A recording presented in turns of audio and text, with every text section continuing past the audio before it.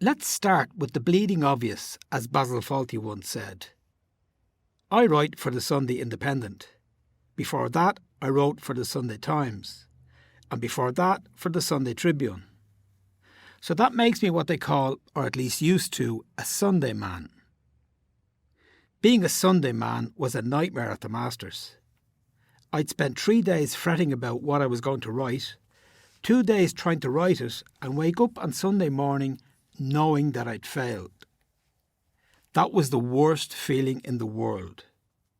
It was also the best feeling in the world. For the first time since arriving at Augusta, I'd have had a decent night's sleep. Then I'd drive to the golf course and take a leisurely stroll to the shopping area across the road, where I'd relax on a terrace with a coffee and the morning papers. It was the perfect Sunday, which made this morning kind of odd. This was Saturday. Well, Brian, just wondering, how many Masters now is this for you?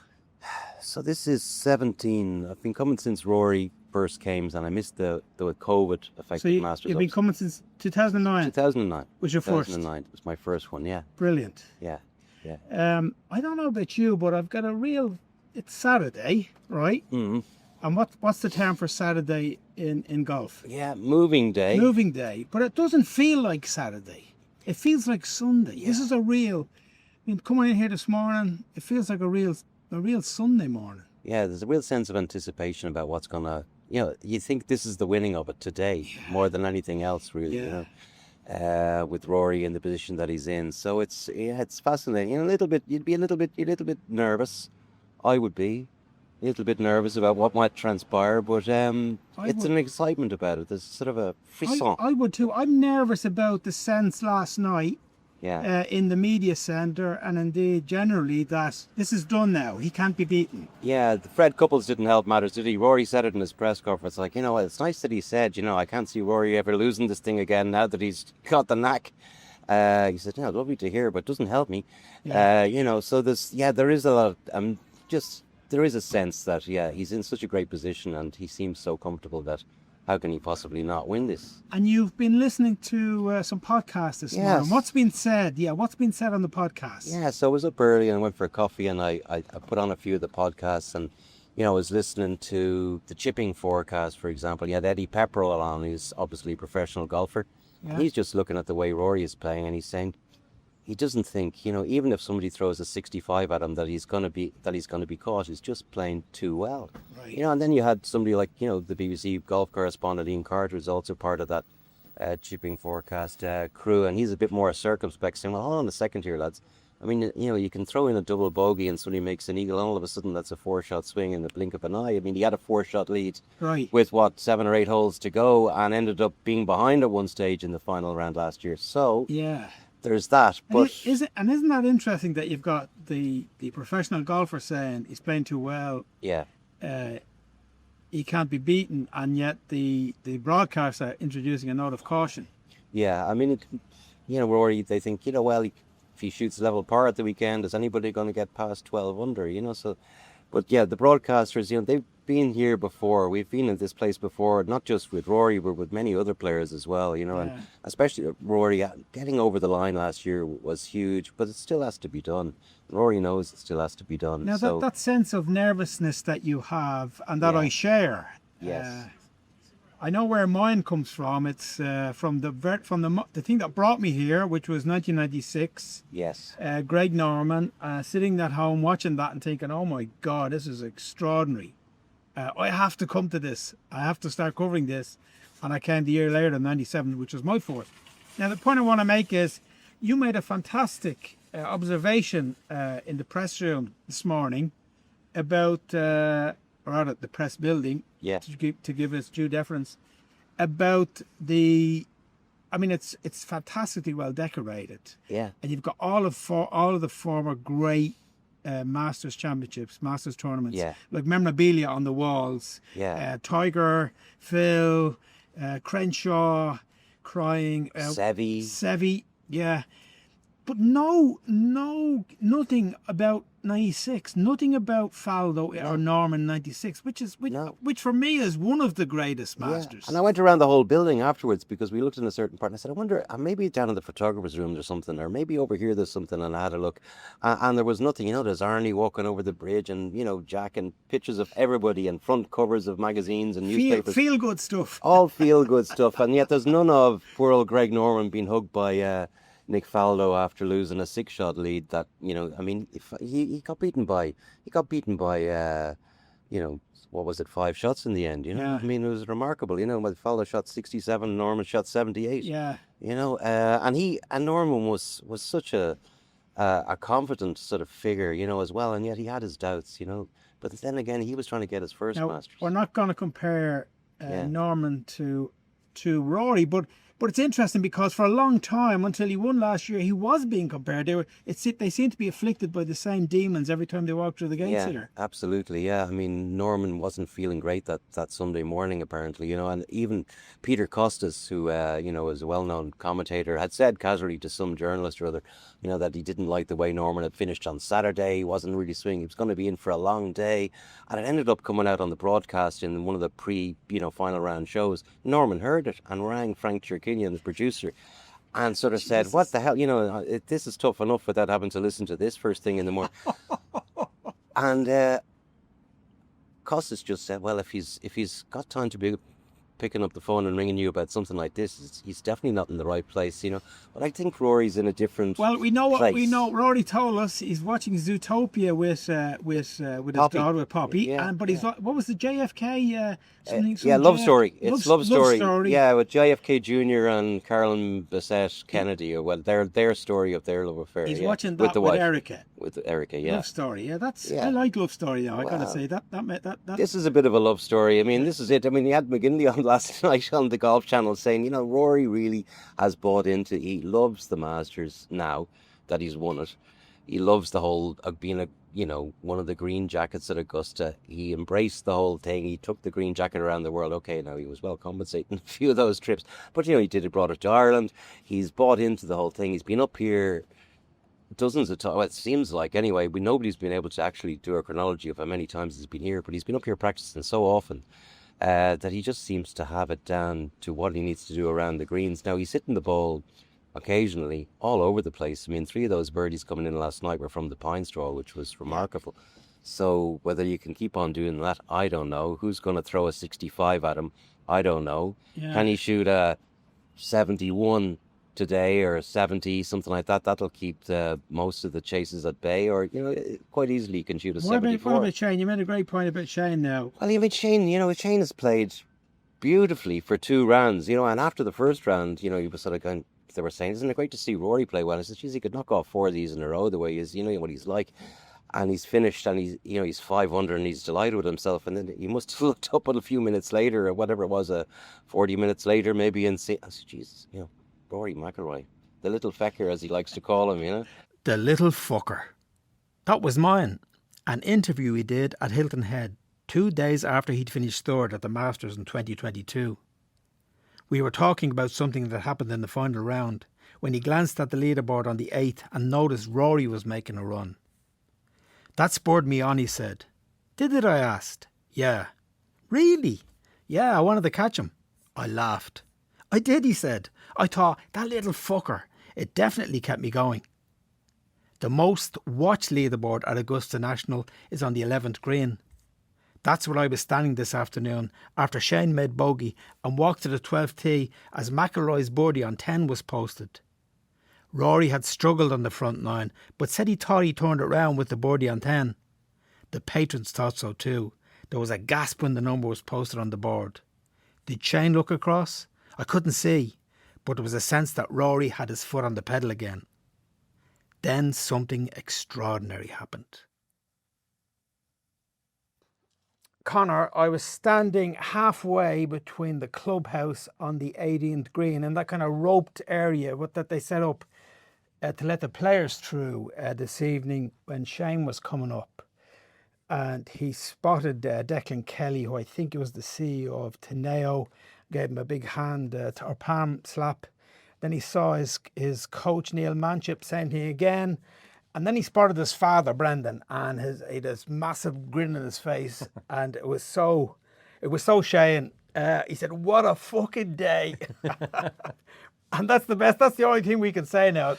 That's the best description you can get of it. We were talking last night about how even keeled he's been, and even in the press conferences, even though he's played really well, he wanted to kind of portray somebody who was a bit calm. But he came over this evening and he had a big smile on his head. And you could tell, like, 68 is brilliant. He has a hole-in-one that's brilliant. But I think it's the three of them all together, the 3 rounds. Because he's come here and played well.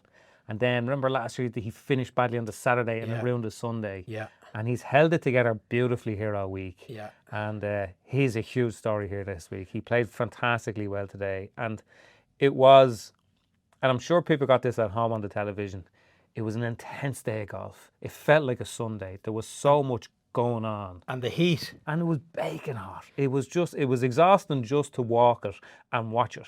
And he was one of the guys who thrived. Yes, and I'm not unrelated to the fact with the changes he's made in his life, like moving to Florida, living there, playing in that heat regularly, playing with good players. Yeah, you could see the benefits of today, like the old Shane way back, or well, it is way back now, when he was living in Europe, he wouldn't have been able to handle that. Yeah, and even just, you know, this is a weird comparison. I don't know if you'd agree.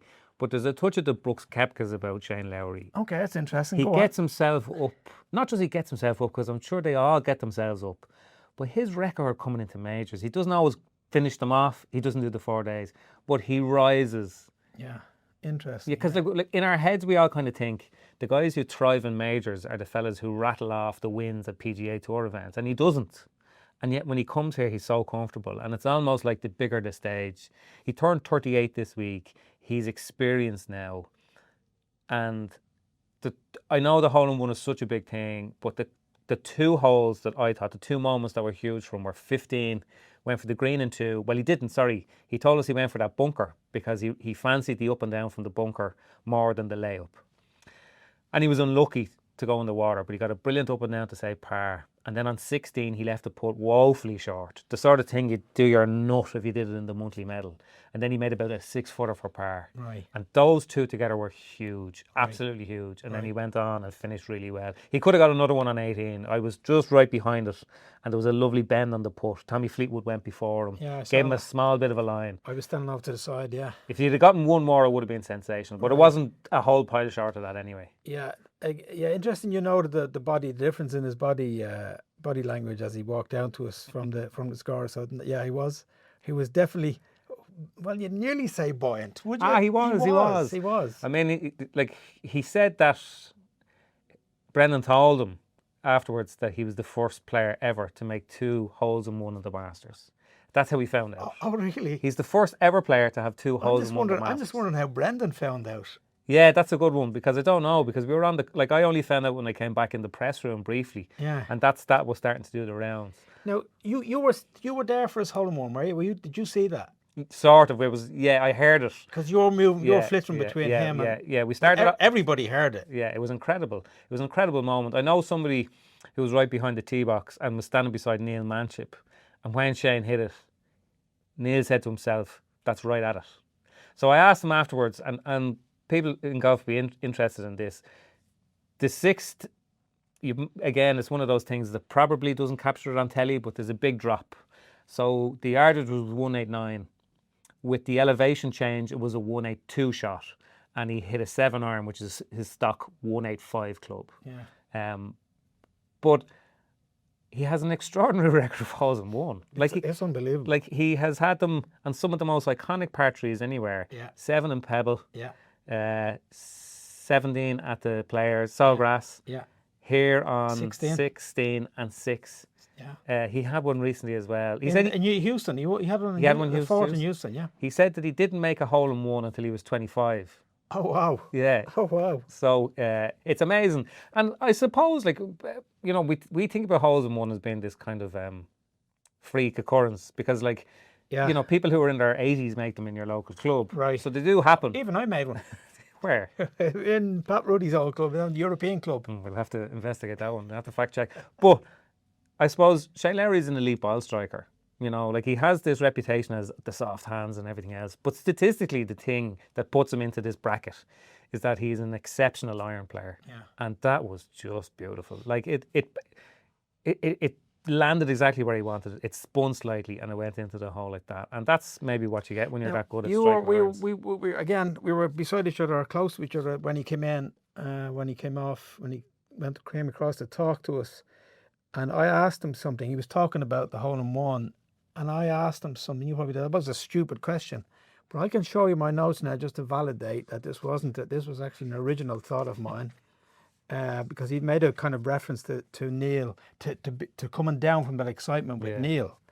And I have it in my notes. How long does... There you go. Now, I'll let you read it out, Conor, because everybody think I'm faking this. How long does it take to calm down after A moment like that? Yeah.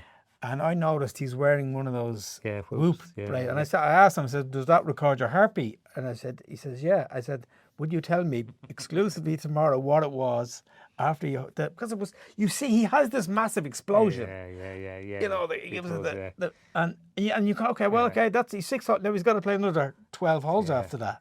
It's amazing. He is really a moments man, a bit like Bethpage as well, and he loves those moments when he gets it right. What did we say last night though? When we were wondering, could he win? And I said, well, I don't think he can keep his foot in the pedal long enough to. Well, I don't think he so. That's the reference to moments. I mean, he has moments. Now, can he sustain that? Yeah. I suppose the premise of that really was that we didn't think that Rory McIlroy was going to come backwards. Yes, absolutely. So maybe we didn't fancy Shane having the firepower to make. Say Cameron Young 7 under par today. Brilliant. Yeah. Brilliant, and all about his explosive form of golf. You know, would Shane shoot 7 under tomorrow? Like, you wouldn't bet on it. But on a day when there's going to be so much coming and going, if he plays like that, like, it's all about hanging around until you get to 13 and 15 on Sunday. Absolutely. And if he's there within 2-3 when he gets to 13 and 15 tomorrow, he's absolutely in it. Well, yeah, but essentially, this is what he did today, right? Regardless of his score, he started the day 7 shots off the lead. Now, he was only 1 shot off second place, but he was 7 off the lead. Yeah. Now he's 2 off the lead. So that's a huge move for him. Yeah, and he did actually sustain it today, you know. Brilliant. Yeah. Fantastic. Now, let's, body language. So I was in the same place, exactly the same place for Rory. And you would have to say he looked deflated. Yeah, he did. He walked up there yesterday, the cap was off, it was the wave, you know. But tonight, the cap was on. He was looking, nodding to people, you know, thanks very much, etc., etc. But you could definitely see there was an unbelievable difference in him. Yeah, I think the thing that had him down wasn't necessarily that he had a bad round, because that can happen. But it's that the problems that he had yesterday, he hadn't fixed. They were as bad as they were yesterday, and today they came back and bit him in the arse. Isn't that a kind of a, I don't know if it's a saying in golf, the first time I ever heard it was, I don't know if it's a Lee Trevino thing, there's no future for golfers who have to get up and down for pars or dogs who chase cars. Yeah. But like, we've just come down here and he was the only man on the range still hitting the balls. Which is very unusual. Yeah, it doesn't for him to go to range after a round is very unusual. Yeah, so he's the only man there. I mean, you know, if you're looking for the positives there, he seems to know what the problem is. Yeah, he does. And it is the same problem every time. He does know. He's not over here and over there and duffing chips and hitting bad putts. He does know. He just can't find a fairway. He is now the bottom player by a distance in fairways in regulation, and he's still leading the tournament, remember. Yeah. But I suppose the big sort of dynamic shift today is not that somebody came after him and that he's level with somebody. That can happen. The big shift today is that he has brought a load of people back into the tournament. He didn't do that on... Yeah, okay, you could say, yes, he did. But in a sense, given he shot 1 over. He shot 1 over, didn't he? Yeah. Yeah, 1 over. He shot 1 over. So you could say, yeah, that you can make a case for that. But you also have to make the case for what the tournament committee did. They decided, okay, well, this fella's racing away with this. Nobody will be bothered watching. We will now give all of those guys behind the opportunity in the way we set up the course, so that if they play, we will set it up so that they now really have a chance to run them. Yeah. And they did. Yeah, they did. Yeah, but I mean, this course was set up for him too. Yes, it was. Now, if he shoots 2 under today, yeah, he takes nearly every one out of it. Yeah. It's down to him and maybe one or two people. Now, Well, I'm an old softy for Rory anyway, but I'm glad you're reminding me I'm a journalist, not a fanboy. no, but like No, I know what you're saying. Yeah. he had he was the only one in the top 15 or something like that who shot over par today. Yeah. So he was miles off it. And like he can absolutely correct it tomorrow, but there's no future in not finding fairways. Like Sunday, traditionally they set up with the scoring pins. We know that, but you don't get at them if you're not in the fairway. Yeah. That's the start. That's the beginning and the end of this. Sure. So again, getting back to the day, I mean, this is the greatest sport in the world. I mean, you used to be one of those guy heads who used to go to Crow Park every week and write about the All Ireland and all that stuff. But that's mini league stuff compared to this. No. No. You've never had excitement, even as a Dub when Dublin won in 2011. You've never felt the thrill you felt today. Be honest. Be honest. I never got the same amount of sunburn, I'd say. Jesus. But it was a brilliant, like, in terms of like exposition for the Masters, as in moving the story on from where we were at this time last night to where we're going to be when they tee off tomorrow. Yeah. It's all on. Like, it's actually hard to think. We'll naturally gravitate towards the two Irish lads tomorrow, and it's great that they're so close to each other. We can watch them both. But it's hard you're going to miss so much of the Masters tomorrow by being on the course, because it will be happening everywhere around. We felt that today. I went out and you were listening to roars that were coming down because Scheffler went on a rant early on, and then he slowed up a small bit. I actually think if you're writing about it, you need to be able to see what they've done. But if you're experiencing it on the golf course and you were, like I was doing this afternoon, watching the boards, watching that change and the drama that brings to the spectator experience, it's phenomenal. It's phenomenal. Like, we had it when we went out and we watched Shane, watched him play 2, then we watched him hit into 3. And at that stage, we turned around and Rory was literally there on the right-hand side of the second fairway. And he only parred it. And then Patrick Reed went birdie, birdie, birdie. And from that big 6-shot lead, it was down to 2. Yeah. And then Rory, being Rory, of course, stepped up and drove the green on 3. We were asking ourselves, does that count as a missed fairway as well? Yeah, that was incredible. It was incredible. And he left himself the 2-putt. He could have eagled that. He could have very eagled 15 as well when he went for it. So the shots are there, but he's just hamstringing himself. Like, even that birdie that he had on 14 was so important. Yeah. But his shot in was poor. Like, he left it far too far left. Right. So he's missing it left. I know one of the kind of swing gurus of the media pack asked him about that miss left. So it's obviously what it is. And again, I watched him for a bit in the warm-up. I'm not being wise after the event. I've watched him in 3 range sessions before his rounds, and he hasn't looked fully happy with what he's doing either. So. Yeah, no, because that was asked as well. You're obviously aware of this from what you're getting on the range, yeah. Okay, where are we then in terms of tomorrow, Conor? And we've got a leader. Let's have a glance at this leaderboard here. So, I think one thing to say before we start off is that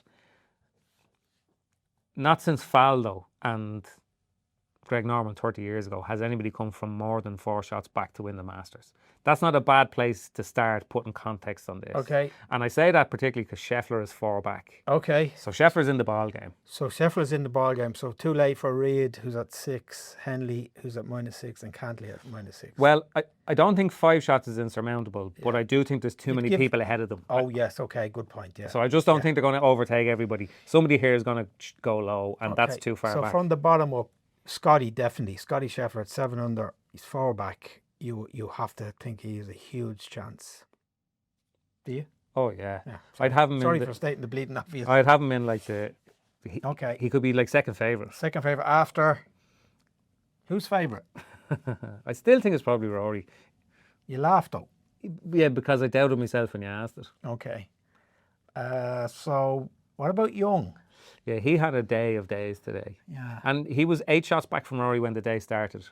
Yeah. He's now level. He was 4 over after 9 holes on Thursday. Yeah. And he's now at 11 under. So he is playing some serious golf. And it's just that it's hard to think that a fellow like that could kind of burn himself out. But, I mean, he got everything today. Right. He even got a few lucky breaks. He went over the green on 50 and he hit a chair and came back onto it and he got a putt for a birdie. So it's hard to... I mean, one of these lads is going to have to shoot 66 tomorrow to win the Masters. Okay. That's a fact, you know. Nobody's getting out of there with 70 and a playoff or something. Okay, so let's have another look. So we're putting Scheffler at number 2. You're putting Scheffler at 2. You're kind of grudgingly going with Rory at 1. You like Young. Yeah. Burns. No. Can't see it. Shane. I want to see it. Yeah, we all want to say that. But Jason, it's not. Yeah. Oh, 100%. Yeah. Yeah, he's there. Jason Day always plays well here. Never gets it done. No, he's going to get really close. I just can't see him winning it. He's just... And same with Justin. Yeah. That's too much of the fairy tale. He's never going to win it. He's not going to do it. And Hao Tong Lee. He got to 9 under today. It was incredible. But he's played with no pressure. I mean, you know, it is yeah. an open door for these fellas. It is an open door. Speaking about playing with pressure, he did an interview earlier in the week and he said that he was surprised he was playing so well. He had a because dose. He spent a couple of days on the toilet. But I thought that the most impressive part of his day wasn't that he got to 9 under, but it was that he went for an all-white Outfit. I noticed that the white trousers. You've got to have confidence to wear white trousers. But this, like, even if you go down to the 6 unders, right, Cantlay, Henley, Reid, they're going to be out. They're going to have 3 or 4 holes played by the time Rory and Cam Young go out. Yeah. So if Reid starts that way and all of a sudden he's 9 under, this, we could be looking at it this way and it'd make as much sense now as look this way at the moment. Okay. And the order of play then, it's as you've listed it here, is it? Yeah. Rory gone out with Young, Burns gone out with Shane, Day with Rose, and Lee with Scheffler. Yeah. Rory but Young, I like that. I like Rory but Young, I have to say. Yeah, it doesn't have the same kind of dynamic as going back to what we were talking about last night, where he was worried last year going in about the Bryson kind of, just the dynamic there, the energy around the group. I don't think it has that energy. Now, your man is some golfer, Cameron Young, and he's playing the golf of his life. So he's very, very dangerous. Yeah. And he attacked the course today and he got everything. But they're all going to have to attack tomorrow. They're all going to have to attack. I would be shocked if the winner tomorrow doesn't shoot at least 66. Yeah. So that's what they have to do. And in a way, there's a freedom there too. Like, they don't, there's a freedom that they don't have to start looking about what they need until they get to 15 holes or something like that. But they know that they can't, you can't turn in 36. You're going to be dropped.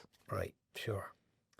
Okay, well, we were hoping for an exciting weekend. We probably got too much of that today already. And with a bit of luck, we'll see Rory putting the green jacket on Shane. Or it's Scotty who will do it for Rory, isn't it? Yeah. Scotty Scheffler will do it for Rory. Anyway, we'll see you tomorrow.